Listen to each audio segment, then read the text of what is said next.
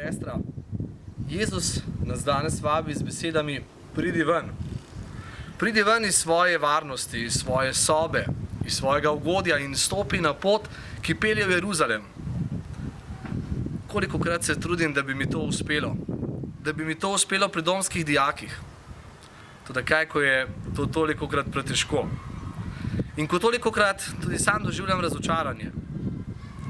Ko je veliko lažje sedeti v udobju svojega fotelja ali ležati v postelji. No, pred tem nas svari že papež Frančišek, ki nam naroča, naj vstanemo z udobnih foteljev in naslanjačev in gremo v svet. Z veseljem in hvaležnostjo.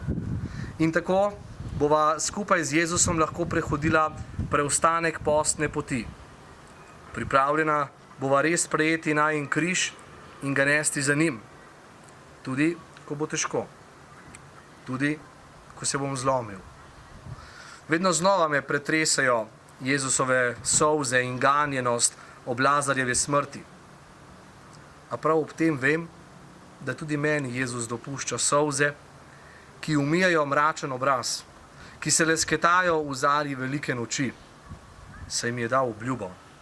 In to zelo konkretno, da bo z mano vse dni do konca sveta. Jezus mi daje vedeti, da me razume v moji bolečini in stiski.